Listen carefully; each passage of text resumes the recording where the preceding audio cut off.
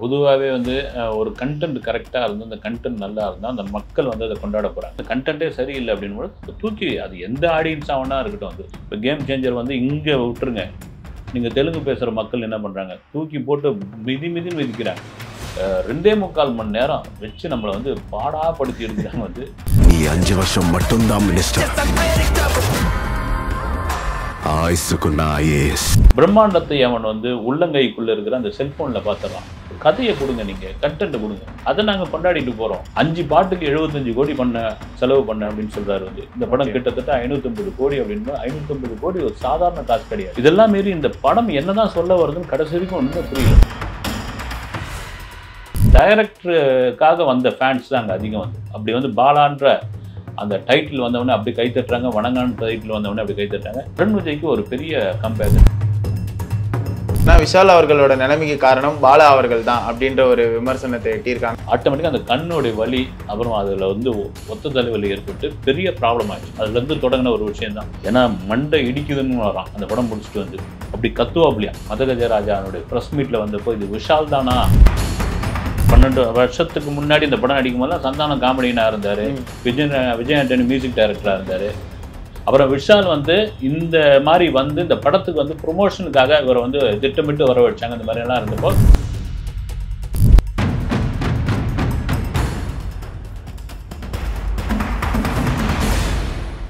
அக்காடு voice நேயர்களுக்கு வணக்கம். நான் உங்கள் ரூபன். இன்று நம்மோடு இணைந்திருக்கிறார் திரைத்திறன் ஆய்வாளர் செய்யார் பாலு அவர்கள். வணக்கம் சார். வணக்கம். சரி, இப்போ வந்து இந்த பொங்கலுக்கு ரிலீஸ் ஆன படங்கள் வந்து ஒரு பக்கம் வந்து வணங்கான், இன்னொரு பக்கம் வந்து கேம் சேஞ்சர். இந்த கேம் சேஞ்சர் மீது வந்து கடுமையான விமர்சனத்தை சூடியிருக்காங்க. என்னன்னா, இது கேம் சேஞ்சர் இல்லை, கேம் ஓவர் அப்படின்ற மாதிரி நிறைய விமர்சனங்கள் வந்துட்டு இருக்கு. இதை பத்தின உங்க பார்வை என்ன சார்? பொதுவாகவே வந்து ஒரு கண்டென்ட் கரெக்டாக இருந்து, அந்த கண்டென்ட் நல்லா இருந்தால் அந்த மக்கள் வந்து அதை கொண்டாட போகிறாங்க. ஓகே, அது கண்டென்ட் மேலே அவங்களுக்கு ஒன்றும் பெரிய எதிர்பார்ப்பு இல்லை. அந்த கண்டென்ட்டே சரியில்லை அப்படின்போது தூக்கி அது எந்த ஆடியன்ஸாக வேணா இருக்கட்டும் அது. கடந்த சில மாதம் கூட கிடையாது, ஒரு 2-3 மாதத்துக்கு முன்னாடி வந்த ஒரு திரைப்படம், அந்த பேரை கூட சொல்ல நான். ஓகே, அது சரியா இல்லைன்னு சொன்னவனே தான் வந்து பப்ளிக் வந்து வெளியே சொன்னாங்க, ரிவ்யூவர்ஸ் வந்து வெளியே பேசினாங்க, விமர்சனம் கொடுத்தாங்க. அதுக்கு அந்த திரைப்படம் சம்மந்தப்பட்டவர்கள்லாம் வந்து தியேட்டர் வாசலில் நின்று பேட்டி கொடுக்கக்கூடாது, பப்ளிக் பைட் எடுக்கக்கூடாது, காம்பவுண்டுக்கு அந்த பக்கம் போய் பேசணும், ஆச்சா போச்சா இது என்ன தெரியுமா அப்படிலாம் சொல்லிட்டு இருந்தாங்க. இப்போ கேம் சேஞ்சர் வந்து இங்கே விட்டுருங்க. நீங்கள் தெலுங்கு பேசுகிற மக்கள் என்ன பண்ணுறாங்க? தூக்கி போட்டு மிதின்னு மிதிக்கிறாங்க. ஓகே. என்னன்னா, உங்களுக்கு முதல்ல வந்து கேம் சேஞ்சர் மீது ஒரு பெரிய எதிர்பார்ப்பு ஆரம்பத்தில் இருந்தது. ஒரு சங்கர்னு ஒரு பிரம்மாண்ட இயக்குனர், ராம் சரண்ன்ற ஒரு பெரிய ஹீரோ, அதுவும் RRRக்கு பிறகு ராம் சரண் நடிக்கக்கூடிய ஒரு படம். அந்த படம் ஒரு 3 வருஷமா இருக்கு. இதனுடைய அப்டேட்டே இல்லை அப்படின்னு சொல்லியிருக்கும்போது ஒவ்வொரு அப்டேட்டாக வந்துட்டு இருந்து அதையும் கொண்டாட ஆரம்பிச்சாங்க. டக்குன்னு அதனுடைய ட்ரெய்லர் வந்தவொடனே ஒட்டுமொத்தமாக எல்லாரும், நீங்கள் தமிழ் ஆடியன்ஸாக இருக்கட்டும், தெலுங்கு ஆடியன்ஸாக இருக்கட்டும், ஏங்க இது வந்து தமிழ்லையும் தெலுங்குலையும் இந்திய சினிமாவிலையும் ஏகப்பட்ட கதைகளை பார்த்தாச்சு. ஒரு ஐஏஎஸ் அதிகாரிக்கும் ஒரு அரசியல்வாதிக்கும் நடக்கிற ஒரு கதை தான் ட்ரெய்லர் வந்தப்போ. அப்படின்னு கதை என்னன்னு தெரிஞ்சு போச்சுன்னா எல்லாம் சப்புன்னு ஆயிடுச்சு. ட்ரெய்லர் அந்த அளவுக்கு கனெக்ட் ஆகலை. படமா வந்த பிறகு சரி என்னதான் பண்ணியிருக்காங்க, ஒரு ட்ரெய்லர் வச்சு நம்ம முடிவு பண்ண முடியாதுன்னு போனால் 2.25 மணி நேரம் வச்சு நம்மளை வந்து பாடாப்படுத்தி எடுக்கிறாங்க வந்து. நான் கூட ஆந்திராவில் தான் பார்த்தேன் படத்தை. அந்த ரசிகர்களே ஒரு கட்டத்தில் சோர்ந்து போயிட்டாங்க வந்து. காரணம் என்னன்னா, எல்லாமே பழைய காட்சிகள், பழைய வசனங்கள். அதை தாண்டி கண்டென்ட் இல்லைன்னா அவங்க வந்து நீங்கள் பிரம்மாண்டத்தை பார்க்கறதுக்கு யாருமே இல்லைங்க. திரும்பவும் சொல்கிறது தான் வந்து, பிரம்மாண்டத்தை அவன் வந்து உள்ளங்கைக்குள்ளே இருக்கிற அந்த செல்ஃபோனில் பார்த்துடுறான். எனக்கு ஏதாவது ரப்பர் பந்து மாதிரி, மகாராஜா மாதிரி, வாழை மாதிரியான ஒரு கதையை கொடுங்க, நீங்கள் கண்டென்ட் கொடுங்க, அதை நாங்கள் கொண்டாடிட்டு போகிறோம். இதெல்லாம் எங்களுக்கு தேவையில்லை அப்படின்னு. 5 பாட்டுக்கு 75 கோடி செலவு பண்ண அப்படின்னு சொல்றாரு வந்து. இந்த படம் கிட்டத்தட்ட 550 கோடி அப்படின்னு. 550 கோடி ஒரு சாதாரண காசு கிடையாது. இதெல்லாம் மீறி இந்த படம் என்னதான் சொல்ல வருதுன்னு கடைசி வரைக்கும் ஒன்றுமே புரியல. ஓகே, ஒரு குழப்பமான திரைக்கதை, ஒரு அறத பழசான டைலாக்கு, இதெல்லாம் வந்து மக்கள் அப்படியே தூக்கி வச்சிருவாங்கன்ட்டு வந்து நிதர்சனமான உண்மை வந்து game changer. Okay sir. Shankar அவர்களோட தோல்விக்கு காரணம் வந்து சுஜாதா அவர்கள் இல்லாததுனால தான் அப்படின்ற ஒரு தோல்வி வந்து இதனால தான் காரணம் அப்படின்ற மாதிரி நிறைய செய்திகள் அடிப்படுது. இதை பற்றின உங்கள் கருத்து என்ன சார்? இல்லை, முந்தைய படங்கள் நீங்கள் அது ஒரு காரணமாக நான் கூட ஏற்றுக்கிறேன். எப்படின்னா, நீங்கள் முதல்வனோ அல்லது ஒரு இந்தியனோ, ஒரு ஜீன்ஸோ, ஒரு காதலனோ, நீங்கள் அந்த கதையினுடைய ஒரு ஒன்லைன் சொல்லுங்கள். இந்த படத்தினுடைய ஒன்லைன் கூட நம்ம சொல்லிடலாம். ஒரு கலெக்டருக்கும் ஒரு அரசியல்வாதிக்கும் நடக்கிற ஒரு பிரச்சனை அப்படின்னு ஏகப்பட்ட படங்கள் வந்துருச்சு. நீங்கள் இதே வந்து ஒரு இந்தியன் படத்தை எடுத்துக்கிட்டிங்கன்னா, ஒரு வயதானவர் வந்து நடக்கிற சமுதாயத்தில் நடக்கிற பிரச்சனைகளை தட்டி கேட்கிறாரு அப்படின்போது அந்த வயதானவர் தட்டி கேட்டா என்ன ஒரு 80 வயசுக்கார் அப்படின்னா அவர் வந்து ஒரு ராஜாஜியோடைய படையில் இருந்தவர் ஒரு சுதந்திர போராட்ட வீரர் வந்து அவருக்கு வர்மக்கலை தெரியும் இவ்வளவு விஷயங்களை உள்ள சேர்க்குறாங்க. நீங்க காதலன் படம் எடுத்தீங்கன்னா ஒரு கவர்னர் பொண்ணை ஒரு சாதாரண ஒரு பையன் லவ் பண்றான் அப்படின்னா எங்கெங்க முடியும் அப்படின்போது அதுல திரைக்கதையில சுவாரஸ்யம் கொண்டு வந்து அதுல சில விஷயங்கள்லாம் சேர்த்து அந்த கவர்னர் பொண்ணை கொண்டு போய் வெளியே போற மாதிரியான ஒரு விஷயங்கள்லாம் கொண்டு வந்து சேர்த்து இந்த மாதிரியான ஒரு பேக்ட்ராப் இந்த மாதிரியான ஒரு விஷயத்துக்கு திரைக்கதை ரொம்ப அழுத்தமாக இருக்கணும். சில காட்சிகள் வந்து முக்கியமான இருக்கணும். நீங்கள் சொல்கிற மாதிரி ஒரு எழுத்தாளர் சுஜாதாவோ ஒரு பாலகுமாரனோ இல்லாததுதான் சங்கருக்கு ஒரு பெரிய ஒரு என்ன சொல்கிறது ஒரு இழப்பாக கூட இருக்கலாம். அவங்கெல்லாம் இருந்திருந்தாங்கன்னா இதில் நிறைய ஏன்னா ஒரு திரைக்கதையை ரிப்பேர் பண்ணுறதுக்கான ஒரு விஷயங்கள் இருக்குது. ஒரு திரைக்கதையை வந்து சரி பண்ணுறதுக்கான ஒரு விஷயங்கள்லாம் இருக்குது. இப்போ அவங்க இருந்திருந்தாங்கன்னா இதை சரி பண்ணியிருக்கலாமே. இந்த இடத்துல லாஜிக் இல்லையே. இந்த இடத்துல வந்து ரொம்ப இதுவாக இருக்குது. ஒருவேளை அவர்கிட்ட இருக்கிற அசிஸ்டன்ட் வந்து ரொம்ப வயசானவங்கள சோஷியல் மீடியாவில் கேட்டுட்டு இருக்காங்க. இந்த 2K கிட்ஸ் எல்லாம் இன்னும் புரிஞ்சிக்காதவங்க இந்த 2K கிட்ஸுக்கு ஏற்ற காட்சிகள் இல்லை ஒரு 50+ ஆட்கள் இன்னும் வச்சிருக்காரோ அவரெல்லாம் மாற்றுங்க அப்படின்ற மாதிரியான ஒரு கேள்வி இருக்குது. ஒரு சமயம் அவர் வந்து அசிஸ்டன்ட் அசோசியேட் சொல்கிறத கேட்க மாட்டாரோ அதனால தான் இப்படி அர்த்தப்படசான காட்சிகள்லாம் இருக்குதுன்னு நீங்கள் பெரும்பாலும் நான் கூட சொல்லியிருக்கிறேன். வந்து ஒரு வெற்றி பெற்ற இயக்குநர்கள்ட்டு ஒரு கட்டத்துக்கு அப்புறம் ஒரு தோல்வி படங்களாக கொடுக்க ஆரம்பித்தாங்க அப்படின்னா என்ன நீங்கள் போய் பார்த்தீங்கன்னா அந்த வெற்றி பெற டைம்லேருந்து வெற்றியில் இருக்கிறப்போ ஒரு அசிஸ்டன்ட் அசோசியேட்லாம் ஒரே டீமாக வச்சுருப்பாங்க. அடுத்தடுத்து அவங்க வந்து வெளியே போய் படம் பண்ணுவாங்க டைரக்டர் ஆகியிருப்பாங்க வேற ஒரு டைரக்டர்கிட்ட போய் சேர்ந்துருப்பாங்க. அந்த டீம் போனவொடனே என்ன ஆகிடும் இந்த டைரக்டருக்கு வந்து அந்த ஒரு என்ன சொல்கிறது வந்து ஒரு டிஸ்கஷனில் வந்து புது சீன் சொல்கிறது ஒரு கை உடஞ்ச மாதிரி இருக்குதுன்னு இல்லைங்களா அந்த மாதிரியான ஒரு புதுசாக வந்தவங்களுக்கு அது செட் ஆகாது வந்து இவருக்கு செட் ஆகாது. அந்த நேரம் ஒரு தோல்வியை வந்து சந்திக்க வேண்டியது பெரும்பான்மையான இயக்குநர்கள் அது ஓப்பனாகவே பேட்டியில் சொல்லியிருக்காங்க. அந்த மாதிரி ஒரு சூழ்நிலை சங்கருக்கு ஏற்பட்டிருக்கா அப்படின்ற ஒரு கேள்வியும் இதில் முக்கியமாக இருக்குது. இதையெல்லாம் தாண்டி நீங்கள் சொல்கிற மாதிரி வந்து இன்னைக்கு எவ்வளோ கதையாசிரியர்கள் திரைக்கதையாசிரியர்கள் எவ்வளோ சொன்ன மாதிரி இதே இந்த நாளை இயக்குனர் மாதிரியான குறும்படங்கள் எடுத்தவங்க யங்ஸ்டர்ஸ் எவ்வளோ பேர் இருக்காங்க அவங்கள கூப்பிட்டு டிஸ்கஷனில் உட்கார வச்சு இந்த கதை இப்படி ஒரு கதை இருக்குது ஈகோலாம் பார்க்காம இதில் என்ன மாதிரியான ஒரு சீன் பண்ணலாம் என்னன்னு சொல்லுங்க நீங்க அப்படிலாம் கேட்டிருக்கலாம். அது உள்ள என்ன நடந்ததுன்னு தெரியல. ஓகே சங்கர் அவர்களோட தோல்வி ஒரு பக்கம் அடைஞ்சிட்டே வந்தார் அடுத்தடுத்த படங்கள்ல. இன்னொரு பக்கம் வந்து நிறைய செய்திகள் என்னன்னா இதுக்கப்புறம் அவர் வந்து படமே பண்ண தேவையில்லப்பா எதுக்கு வேஸ்டா பண்ணிட்டு இருக்காரு அப்படின்ற மாதிரி நிறைய செய்திகள் அடிபடுது. இதை பத்தி உங்க கருத்து என்ன? இந்தியன் 2 சரியா போகல. அதை தாண்டி கேம் சேஞ்சர் ஒரு பெரிய பட்ஜெட் அது சரியா போகல. அதுக்காக ஒரு டைரக்டர் நம்ம அப்படி புறக்கணிச்சிட முடியாது. வந்து இடது கையில அவரை தள்ளிட முடியாது. ஏன்னா ஜென்டில்மேனில் தொடங்கி அவருடைய வெற்றி அவருடைய பிரம்மாண்டம் இதெல்லாம் பார்த்துட்டு வந்திருக்கிறோம். வேல்பாரி மாதிரியான படங்கள்லாம் நான் தான் எடுக்க போகிறேன் அதிலும் 1000 கோடிக்கு மேலே பட்ஜெட் அப்படின்லாம் சொல்லியிருக்காரு வந்து அப்படின்னு. இதையெல்லாம் தாண்டிக்க முடியாது. இப்போ அவரே கூட உட்காந்து எங்கே நமக்கு தவறு பண்ணோம் எங்கே தவறு நடந்தது அதை எப்படி சரி பண்ணிக்கலாம் இது இப்போ நம்ம பேசின விஷயங்கள்லாம் ஒருவேளை நம்ம இந்த 2K கிட்ஸுக்கு பிடித்தமான கதையை ரெடி பண்ணலையோ இல்லை அந்த மாதிரி ஆட்களை நம்ம பக்கத்தில் வச்சுக்கலையோ நமக்கு சுஜாதா பாலகுமார் மாதிரியான ஆட்கள் யாரும் துணையாக இல்லையோ அந்த மாதிரியான ஆட்கள் நம்ம வச்சுக்கலாமா அப்படின்ற ஒரு அவரை வந்து தயாரிப்படுத்திக்கிற ஒரு நிலைக்கு வரலாம். வந்து அதுக்காக ஒரு 2 படத்தை வச்சு அவரை வந்து ஒட்டுமொத்தமாக ஓரம் கட்டிட முடியாது. என்னன்னா இது மாதிரியான ஒரு மெகா பட்ஜெட் எடுக்கிறதுக்கு இனி சங்கரை வச்சு படம் எடுக்கிறதுக்கு நிறைய பேர் தயங்குவாங்க. வேல்பாரியே அடுத்து டேக் ஆஃப் ஆகுமான்னு கூட தெரியாது. வந்து அவ்வளோ பெரிய பட்ஜெட்டு. அதுக்கு 2வது வந்து தயாரிப்பாளர் முன் வந்தால் கூட பாலிவுட் நட்சத்திரங்களாம் அந்த படத்தில் நடிக்கிறதா ஒரு பேச்சுவார்த்தை இருக்கும்போது அவங்களாம் கூட தயங்குவாங்க. என்ன இது வந்து ராம் சரணை வச்சு ஒரு படத்தை தர முடியல தொடர்ந்து இந்த மாதிரியான விமர்சனங்கள் இருக்குது. இந்த படம் ஒர்க் அவுட் ஆகுமா அதுவும் பார்த்தீங்கன்னா அந்த ஒரு 3 பாகமாகவே அந்த படத்தை எடுக்க வேண்டிய ஒரு சூழ்நிலை இருக்கும்போது இதுக்கான வாய்ப்பு இல்லை. இதற்கிடையில் வேல்பாரிக்கு முன்னாடி ஒரு மினிமம் பட்ஜெட்லையாவது சங்கர் ஒரு சூப்பர் டூப்பர் ஹிட் படத்தை கொடுத்துட்டாருன்னா அவர் மீதான இந்த விமர்சனங்கள் மாறும். அவர் மீதான நம்பிக்கை வந்து பழைய சங்கர் உள்ள வந்துட்டாருப்பா அப்படின்ற மாதிரியான விஷயம். இவ்வளோ நேரம் கேம் சேஞ்சர் பார்த்தா அது கூட ஒட்டினா மாதிரியே வந்த வணங்கான் எப்படி சார் இருக்கு? ஸோ இந்த படம் வந்து 2 கட்ட விமர்சனத்தில் சிக்கின மாதிரியே ஒரு சூழலை அமைஞ்சிருக்கு. நல்ல படமானு சொல்ல மாட்டாங்க. ஒரு பக்கம் வந்து படம் நிறைய எக்ஸ்பெக்ட் பண்ணி வந்தோம்பா இவ்வளோதான் இருக்கு அப்படின்ற மாதிரி நிறைய விமர்சனங்களை பார்த்தோம். ஸோ நீங்க எப்படி பாக்குறீங்க இதை பத்தி நம்ம கருத்து என்ன சார்? இல்லை பொதுவாக பாலா படங்களுக்கான ஒரு ட்ரேட் மார்க் ஒன்று இருக்கும். பாலா படம் இப்படி தான் இருக்கும் அப்படின்னு விஷயங்கள் இருக்கு. அது அசல் அக்மார்க் பாலா படம். அதெல்லாம் மீறி இந்த படத்து மீது எதிர்பார்ப்பு உண்டானதுக்கு காரணம் என்னன்னா 2018 வந்த நாச்சியார் படத்திற்கு அப்புறம் பாலா இயக்கிய படம் ஸ்கிரீன்ல பெரிய திரையில் வெள்ளித்திரையில வர ஒரு படம் அது. அப்புறம் சூர்யா சில நாட்கள் நடித்து இந்த படத்துல இருந்து அவர் விலகி இந்த படம் டிராப் ஆகி போய் அப்புறம் அதுக்கு ஒரு காரணம்லாம் பாலா சொல்லியிருந்தார். கன்னியாகுமரி மாதிரியான ஒரு டூரிஸ்ட் பிளேஸ்ல சூர்யா மாதிரியான ஒரு மாசியரை வச்சு படம் எடுத்து ரொம்ப சிரமம், அதனால தான் நாங்கள் பிரிஞ்சிட்டோம் அப்படின்னு ஒரு பொய்யான ஒரு தகவலை சொல்லியிருந்தார். உள்ள என்ன நடந்ததுன்னு வந்து அவங்களுக்கு தெரியும். அதெல்லாம் விட்டாச்சு. படம் வந்தாச்சு. இப்போ படம் வந்த பிறகு இந்த எதிர்பார்ப்பு ஒரு பக்கம் வந்து இந்த 2 எதிர்பார்ப்பும் சேர்ந்து வணங்கான் மீது அருண் விஜய் இந்த படத்துக்குள்ள வந்தவொடனே இவ்வளவு காலம் சினிமாவில் கிட்டத்தட்ட 30 வருஷத்துக்கு மேல சினிமாவில் இருக்காரு, எல்லா திறமையும் தெரியும், இவரை யாரும் எந்த இயக்குனர் சரியா யூஸ் பண்ணிக்கலையா அப்படின்ற மாதிரியான விமர்சனங்கள் இருந்தபோது இதுல அருண் விஜய் எப்படி பண்ணியிருக்காரு அப்படின்னு இதெல்லாம் தாண்டி இந்த படத்தில் நீங்க சொன்ன மாதிரி ரொம்ப பெரும் எதிர்பார்ப்புல வந்தவங்களுக்கு வந்து அப்படி எதிர்பார்ப்புல வந்தா அது ஒரு விஷயம். பாலா படம் பார்க்குறோன்ற ஒரு மைண்ட் செட்ல நானே கூட முதல் காட்சி வடபழனியில் உள்ள கமலா தேட்டரில் தான் பார்த்தேன். டைரக்டருக்காக வந்த ஃபேன்ஸ் தான் அங்கே அதிகம் வந்து அப்படி வந்து பாலான்ற அந்த டைட்டில் வந்தவொடனே அப்படி கைத்தட்டுறாங்க, வணங்கான்ற டைட்டில் வந்தவொடனே அப்படி கைத்தட்டுறாங்க. எனக்கு தெரிஞ்ச இது படம் நல்லா தான் இருக்குது வந்து. ஓகே ஓகே ஆமாம், அதில் குறிப்பாக வந்து அருண் விஜய்க்கு ஒரு பெரிய கம்பேக் இந்த படம். ஓகே ஆமாம் எனக்கு ஓகே அப்படின்னு. ஓகே சரி, பாலா அவரை குறித்து பார்க்கும்போது அவர் கூட டிராவல் பண்ணவர் விஷால் அவர்கள் வந்து இப்போ கொஞ்சம் காலங்களாக வந்து உடல்நிலை சரியில்லாமல் இருக்காரு அப்படின்ற நிறைய செய்திகள் அடிப்படுது.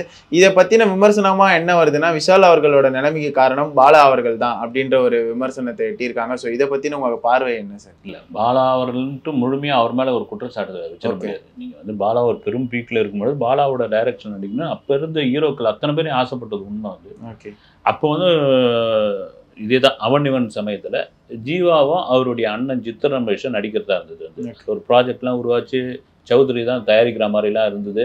அதுமாதிரி வேறு விஷால் கேரக்டராக ஜித்தன் ரமேஷ் பண்ணுற மாதிரியும் ஆர்யா கேரக்டர் ஜீவா பண்ணுற மாதிரியும் டிசைன்லாம் பண்ணியாச்சு. ஓகே அது ப்ரொடக்ஷனில் சில குளறுபடிகள் இருக்குன்னு அவர் சௌத்ரி அதெல்லாம் கொஞ்சம் தயாரிப்பில் பயங்கர தெளிவான ஒரு நபர் வந்து அவர் சில கண்டிஷன்லாம் வச்சாரு. அந்த கண்டிஷன் பாலா ஒத்து வரலன்னா அது அப்படியே ட்ராப் ஆகிடுச்சு.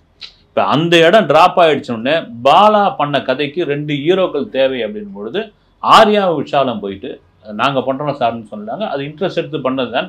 மேபி எனக்கு தெரிஞ்சு நான் ஒரு அசோசியேட் சொன்னது என்னென்னா ஆர்யாவுடைய கேரக்டரை ஆரம்பத்திலே பாலா கேட்டார், இது மாதிரி இந்த மாறு கண்ணா நீங்கள் நடிக்கணும், நடிக்கிறதுக்கு ரொம்ப சிரமமான விஷயம், அது கண்ணெல்லாம் அதை மாற்றணும், பயிற்சி எடுத்தலாம் அதை முதல்ல பயிற்சின்னாங்க, அது பயிற்சி எடுத்துலாம் மாற்ற முடியாது, அதுக்கு ஓகேன்னு நீங்கள் வாங்க அப்படின்னு சொல்லியிருக்காரு. அது ஓகேன்னு சொல்லி வந்ததுனால தான் இந்த மாதிரி எனக்கு நீங்கள் சொன்ன மாதிரி ஆரம்பத்தில் அது பயிற்சி எடுத்து பண்ணாருன்னு நாம் விசாரித்த போது உள்ள இண்டஸ்ட்ரியில் விசாரித்த போது இல்லைங்க, அதுக்கு ஒரு சின்ன ஆப்ரேஷன் பண்ணியிருக்காங்க. ஆமாம் அந்த கண்ணை வந்து அந்த மாறு கண்ணாக பண்ணுறது. ஏன்னா அந்த அறுவை சிகிச்சை பண்ண டாக்டரே சொன்னது, ஸ்டிச் போட்ட டாக்டரே சொன்னது இது வந்து 3 மாதம் வரைக்கும் தான் அந்த ஸ்டிச்சு தாங்கும், இந்த வந்து அதுக்கப்புறம் மறுபடியும் அதை வந்து ஆப்ரேஷன் பண்ணணும்.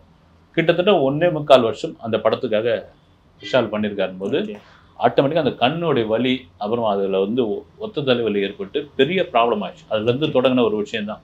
ஏன்னா மண்டை இடிக்குதுன்னு வரான் அந்த படம் முடிச்சுட்டு வந்து அப்படி கத்துவாப்லையா, அதுலேருந்து மீண்டு வர்றதுக்கே அவரால் பெரிய கஷ்டமாக இருக்குது. அதுக்கு வந்து ஃபாரின்லாம் போய் வைத்தியம் பார்த்துருக்காரு. ஓகே வெளிநாடுகள்லாம் போய் வைத்தியம் பார்த்து அதிலிருந்து தொடங்கின ஒரு விஷயந்தான். ஒரு வலியை மறப்பதற்காக இன்னொரு வலிக்கான ஒரு நிவாரணமாக ஒரு மருந்து எடுக்க ஆரம்பித்து அது வேறு விதமாக மாறி சைடு எஃபெக்ட் ஆகி அதுதான் இன்னைக்கு வந்து அன்னைக்கு மதகஜராஜானுடைய ப்ரெஸ் மீட்டில் வந்தப்போ இது விஷால் தானா அப்படின்ற அளவுக்கு ஆனது. ஏன் இவர் வந்தார், கையெல்லாம் நடுங்க ஆரம்பிச்சு விஷால் தரப்புலேருந்து அவருக்கு குளிர் ஜுரம் மலேரியா ஜுரம் அதனால் கிளம்பி வந்துட்டாருன்னு சொன்னாங்க. அப்புறம் சிலர்லாம் மருத்துவ நண்பர்கள்லாம் கேட்கும்போது எங்கள் குளிர் ஜுரம் மலேரியா ஜுரம்லாம் இருந்தால் வெளியே வரக்கூடாதுங்களான்னு சொல்லியிருந்தாங்க. இதெல்லாம் தாண்டி எங்கே பிரச்சனை அப்படின்றது முழுக்க பாலா மேலே நம்ம வந்து அந்த குற்றச்சாட்டு ஒரு ஹீரோ ஒத்துக்கிட்டாரு, ஒரு நடிக்கும் போதே தெரிஞ்சு போயிட்டோம் நமக்கு வந்து ஒரு 10 நாள் ஷூட்டிங்கில் வந்து இது சரிப்பட்டு வராது சார், இந்த படத்தில் நான் கண்டுக்கிறேன், என்னை விட்டுருங்க தயவுசெய்து அப்படின்னு வெளியே வந்திருக்கலாம் அவர் வந்து. ஓகே ஆனால் கம்ப்ளீட்டாக நடித்து முடிச்சாரு, ஒரு பெரிய பேரும் கிடைச்சிது. அந்த பாதிப்பிலிருந்து அவரால் வெளியே வர முடியல, வெளியே வந்தாலும் உடல் ரீதியான பாதிப்பு வந்து ஒரு பெரிய தொந்தரவாக மாறிடுச்சு. இன்னைக்கு அந்த விஷாலை வந்து ஒரு சண்டை கோழிலையும் ஒரு மருந்து படத்துலையும் பார்த்த விஷாலை நீங்கள் பார்க்க போகிற மனசு கஷ்டமாகவே இருக்குது. விஷால் தயவுசெய்து மீண்டு வரணும், மீண்டும் அந்த பழைய விஷாலா வரணும் அப்படின்னு. விஷாலுக்கு நிலைமை இருக்கும் பாலா இல்லைன்னு இருந்தாலும் என்னதான் சார் ஆயிருக்கும்? ஏன்னா அவர் இப்போ மார்க்கெட்டிங் ஷூட்டிங்லலாம் நானே நேரில் போய் பார்க்கும்போது அவர் வந்து சைக்கிளில் தான் வந்திருக்காரு. ஷூட்டிங் ஆகட்டும், ஓட்டு போகிறதாகட்டும், எல்லாத்துலேயும் சைக்கிள்லேயே ட்ராவல் பண்ணிட்டு ஒரு ஃபிசிக்கல் மெயின்டைன் பாடி வந்து ஃபிட்னஸாக வச்சுக்கிட்டு அப்படி இருக்கவருக்கே இப்படி ஒரு நிலைமையா அப்படின்ற ஒரு விமர்சனமாக இல்லாமல் பார்க்கவே ஒரு மாதிரி கஷ்டமாக இருக்குது அப்படின்ற ஒரு விஷயமா இருக்குது. ஸோ இதை பற்றி நம்ம அவருக்கு வந்து உடல் ரீதியாக சில விஷயங்கள் தாண்டி வந்து நம்ம கேள்விப்பட்டதுன்னா மன ரீதியாக வந்து சில கடன் பிரச்சனைகள், சில நண்பர்களுடைய துரோகம், ஒரு காதல் தோல்வி. இப்போ 47 வயசாகிடுச்சு. என்னதான் அவர் ஒரு கோட்டீஸ்வரர் மகனாக இருந்தாலும் வந்து அவருக்கு வந்து பெரிய ஒரு சினிமா பின்புலம், பெரிய செல்வாக்கு இருந்தாலும் வந்து பண ரீதியாக இருந்தாலும் வந்து இப்போ அவங்க விஷாலுடைய அப்பா அம்மா நினச்சிங்க ஒரு 47 வயசாகிடுச்சு, அவருக்கு ஒரு திருமணம் பார்க்கணும், பேர பிள்ளைங்களை வந்து பார்க்கணும், அந்த மாதிரியான ஒரு இது இருந்திருக்கும். இதை தாண்டி பார்த்தீங்கன்னா சில பர்சனலான விஷயங்கள் வந்து தனக்கு பின்னால் வந்தவங்களாம் மேலே ஏறி மேலே போயிட்டு இருக்காங்க, அதுவும் இருக்கும் வந்து. அதை தாண்டி வந்து விஷால் அடிப்படையில் ஒரு நல்ல மனிதர் வந்து. இந்த 6 நீங்கள் மார்க் ஆண்டனிக்கு பிறகு 6 மாத காலம் விஷாலை எங்கேயுமே பார்த்துருக்க முடியாது. அதில் தான் அவருக்கு வந்து நிறைய இந்த ஒர்க் அவுட் பண்ண முடியாமல், ஜிம்முக்கு போகாமல், உடலில் வந்து கவனிக்காமல், ஏதோ சின்ன ட்ரீட்மெண்ட்டில் இருந்தாருன்னு கூட சொல்லிக்கிட்டு இருக்காங்க வந்து. அதுலேருந்து அவர் மீண்டு வர்றதுக்கான ஒரு ஒரு சாத்தியம் இல்லாதனால இந்த இதெல்லாம் பார்த்து இந்த கண்ணெலாம் பார்த்தீங்கன்னா கண்ணாடிலாம் ஒரு திக்கான கண்ணாடி போட்டு வந்ததெல்லாம் வந்து பெரிய இதுவாக இருந்தது. இந்த 6 மாத காலத்தில் தான் அந்த உடல்நிலை ரொம்ப பாதிக்கப்பட்டிருக்கு. இப்போ அவர் ட்ரீட்மெண்ட்ல இருக்காருன்னு சொல்லிட்டு இருக்காங்க.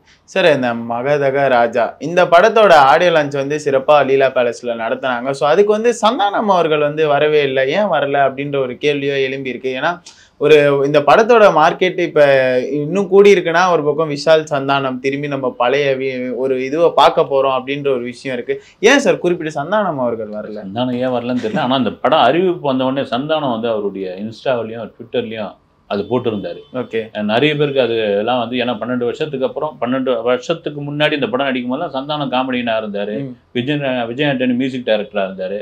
ஆனால் அவர் முதல்ல அறிவிப்பா அதை போட்டது வந்து அப்புறம் ட்ரெய்லர் வந்தவருக்குலாம் கூட நான்லாம் கூட பார்த்தேன் வந்து சந்தானம் ஹீரோ மெட்டீரியல் ஆகிட்டு ஒரு டைலாக் வரும் வந்து, இங்கே அங்கே பாரு ஒருத்தன் வந்து சண்டை போட்டுக்கிட்டு இருக்கான், இங்கே ஒன்று குத்துக்கல்லாட்டம் நின்றுட்டு இருக்கு அப்படின்போது அது வந்து ஃபைட் பாடி, இது வந்து ரொமான்ஸ் பாடி அப்படின்னு வருது. இதெல்லாம் வந்து டீக்ரேட் பண்ணிக்கிற மாதிரியான ஒரு விஷயம். ஏன்னா சந்தானம் ஒரு ஹீரோ மெட்டீரியல் ஆகி படங்கள்லாம் பண்ணிட்டாரு. அப்புறம் நிறைய அந்த சந்தானோட காமெடிலாம் வந்து அது ஒர்க் அவுட் ஆச்சா ஆலியான்னு தெரியல, நம்ம இதுவை பார்த்து படமாக பார்க்கும்போது தெரியும். ஆனால் வந்திருக்கணும் அப்படின்ற ஒரு விஷயம் இருக்கும் பொழுது ஒருவர் இன்வைட் பண்ணி அவர் வரலையா, அதுக்கான காரணம் ஏதாவது சொல்லியிருக்காரா அப்படின்னு. ஏன்னா சுந்தர் சியே சொல்லியிருந்தாப்புல, நாங்கள் விஷாலை வந்து ஏன்னா விஷாலை வந்து ஃபோர்ஸ் பண்ணி இந்த நிகழ்ச்சிக்கு வர வச்சாங்க. அப்புறம் விஷால் வந்து இந்த மாதிரி வந்து இந்த படத்துக்கு வந்து ப்ரொமோஷனுக்காக இவரை வந்து திட்டமிட்டு வர வச்சாங்க. இந்த மாதிரிலாம் இருந்தப்போ சுந்தர் சி சொல்லியிருந்தார், நாங்கள் யாரையுமே ஃபோர்ஸ் பண்ணல, ஒரு 12 வருஷத்துக்கு அப்புறம் இந்த படம் ரிலீஸ் ஆக போகுதுன்றது எங்களுக்கே ஒரு பெரிய சந்தோஷமாக இருந்தது. ஏன்னா அரண்மனை 4 சமயத்தெல்லாம் ஒரு பேட்டிலாம் சொல்லியிருந்தாரு, இதை நானும் விஷாலம் போய் அந்த ப்ரொடியூசர் கிட்ட காலில் விழுந்தெல்லாம் கேட்டோம், கேள்வியை எழுப்பும் போது பேசினாங்க, பேசியிருந்தாரு அப்படின்னாரு. மேபி சந்தானத்தெல்லாம் கூப்பிட்டுருப்பாங்க, அவர் வராததுக்கு அந்த டீமுக்கு ஒரு காரணமா இருக்கு. அவர் வராதெல்லாம் ஒரு பெரிய பேசும் பொருளாக மாறல. இந்த படம் இப்போ 12 வருஷம் கழிச்சு வந்து இது வந்து காமெடி படமா தான் இருக்கும், இது ஒர்க் அவுட் ஆகுமான்ற ஒரு கேள்வி இருக்குது. அது 12ஆம் தான் தெரியும். அந்த செய்திகள் அடிப்படை எப்படி அடிப்படுதுன்னா, யோகி பாபு வந்து பிஸியான கால் ஷீட்ல இருக்கும் போதே அரண்மனை 4ஓட ஆடியோ லான்ச்சுக்கு சுந்தர்சி அவர்கள் வர வச்சிருந்தாரு, கட்டாயமா வர வச்சிருந்தாரு. ஒரு பக்கம் வந்து விடிவி கணேஷ் அவர்கள் முடிச்சுட்டு கிளம்பும்போது திரும்பி பிடிச்சி எங்க போற அப்படின்ட்டு பிடிச்சி உட்கார வச்சுற அளவுக்கு. ஆனா சந்தானம் அவர்களை வந்து கூட்டே வர முடியல அப்படின்ற மாதிரி செய்திகள் வருது. அந்த அதை பத்தி சந்தானமே அவர் படங்கள் பாத்தீங்கன்னா பெரும்பாலும் அந்த ப்ரொமோஷன்லாம் வரதில்லை. ரெண்டாவது பார்த்தீங்கன்னா இவ்வளோ காலம் பொறுத்து வருதுன்னா அவ்வளோ மீடியாக்கள் இருக்குது, கண்டிப்பாக கேள்விகள் வரதான் செய்யும். அந்த கேள்விகள் பதில் ஏன் சொல்லுவானே, படம் ஓடினா நல்லா இருந்தால் ஓட போகுது, நல்லா இல்லைனா ரைட்டு, நாம் வந்து என்ன பதில் சொல்லுது. இப்போ சந்தானம் நினச்சிருந்தாருன்னு வச்சுங்க, இப்போ நம்ம ஹீரோ ஆகிட்டோம், ரொம்ப அறத படசான ஒரு படம், நம்மளை வந்து ஒரு உருவமே வேறு மாதிரி இருக்கும், அதில் பார்த்தீங்கன்னா ஜோக்கெலாம் அடிச்சுட்டு இருக்கோம், இந்த படத்தை ரிலீஸ் பண்ணாதீங்க அப்படின்னு அவர் எதிர்ப்பு தெரிவித்து ஏதாவது ஒரு விதத்தில் இது பண்ணியிருந்தா நினச்சிருந்தா அவர் பண்ணியிருக்கலாம். அதெல்லாம் தாண்டி ரொம்ப போராடி ஒரு படம் வருது, அந்த கண்டென்ட் மேலே ஒரு பெரிய நம்பிக்கை இருக்குது. சுந்தர் சினா சந்தானத்தோட இந்த வளர்ச்சிக்கு சுந்தர் சியும் ஒரு காரணம், அவருடைய படங்களும் ஒரு காரணமாக இருக்கிறதுனால அவர் ஒதுங்கிட்டார். அதை தாண்டி வரணும்னு ஒன்றும் இது கிடையாது வந்து. ஓகே வரல அது. சார், இப்போ பாலா அவர்கள் மீது வந்து இன்னும் நிறைய விமர்சனங்களாக என்ன இருக்குன்னா, அவர் வந்து நடிகர்களை வந்து நடிகர்களாக ட்ரீட் பண்ண மாட்டார், நடிகை வந்து நடிக்க தான்ப்பா செய்வான், அவனை போயிட்டு துன்புறுத்துறது, இந்த மாதிரி நிறைய விஷயங்கள் இந்த விஷால் விஷயங்கள்லேருந்து எடுத்து நிறைய விமர்சனங்கள் வந்து பேசிகிட்டு இருக்காங்க. என்னென்னா இதுக்கு வந்து ஸ்டண்ட் ஆளுங்களை வச்சே பண்ணியிருக்கலாம், அந்த மாதிரி இருந்தாலும் நடிகர்களை தான் துன்புறுத்தி அந்த மாதிரி ஒரு கையாண்டு அந்த முறையை வந்து கையாண்டு தான் இவ்வளோ விஷயங்கள் பண்ணுறதுனால தான் சூர்யா அவர்கள் ஒரு பக்கம் விலகுனாங்க, இன்னொரு பக்கம் விக்ரம் அவருக்கு வந்து கடும் கோபம் இருக்கு, அந்த மாதிரி விமர்சனங்கள் வருது பாலா மீது. ஸோ இதை பத்தின உங்க கருத்து என்ன சார்? இல்லை இது வந்து ஏன்னா அவருடைய தொடர்ச்சியா இந்த படத்துக்கு முன்னாடி நிறைய பேட்டிகள்லாம் கொடுத்துட்டு இருந்தாரு. ஓகே, அதுல இதே கேள்விதான் வச்சப்போ, நான் யாரையும் துன்புறுத்தல, துன்புறுத்தினா அவங்களுக்கு தெரியாமல என்ன சின்ன குழந்தைங்களா அவங்க வந்து ஒரு டைரக்டர் துன்புறுத்தினா அவங்க தொடர்ச்சியாக வந்து நடிச்சுட்டு இருக்க போறாங்க, கிளம்பி வெளியே போயிடுவாங்க அப்படின்னு. இப்போ அருண் விஜய் கூட ஒரு இன்டர்வியூ ஒன்று கொடுத்துருந்தாரு வந்து. ஓகே, அப்படிலாம் ஒண்ணுமே கிடையாதுங்க, நான் வந்து ஒரு ஃபிட்டான ஆளு, ஜிம்முக்கு போவேன், என்கிட்ட முதல்ல அவர் கண்டிஷன் போட்டது என்னன்னா, 1 வருஷம் நீங்கள் ஜிம்முக்கு போகாதீங்க, பாடியை வந்து தொலைன்னு வச்சுக்கிங்கன்னாரு. அது எனக்கு ரொம்ப கஷ்டமாக இருந்தது, அது காரணம் என்னன்னு தெரியல, ஆனால் அந்த கேரக்டராக நடித்த போது தான் எனக்கு தெரிஞ்சது வந்து. மற்றபடிலாம் பார்த்தீங்கன்னா நான் ஃபைட் சீக்வன்ஸில் வந்து இதை பண்ணிடுவீங்களான்னு என்னை கேட்டு தான் பண்ண வச்சார் வந்து. ஓகே, மிரட்டல் செல்வா ஸ்டண்ட்டு இது பண்ணப்போ சார் அதெல்லாம் பண்ணிடுவார் சார்னு அவரே சொன்னார். ஓகே பண்ணுங்க, ஜாக்கிரதையாக பண்ணுங்கன்னு சொன்னார். மற்றபடி வெளியில் பேசுகிற மாதிரி அவ்வளோ ஒரு கடுமையான ஒரு நபர்லாம் வந்து பாலா கிடையாது அப்படின்னு சொல்லியிருந்தாரு. அது விமர்சனம் வரதான் செய்ய முடியும் இதுவாக இருந்தது. ஓகே, சிறப்பான நேர்காணலுக்கு நன்றி சார். வணக்கம்.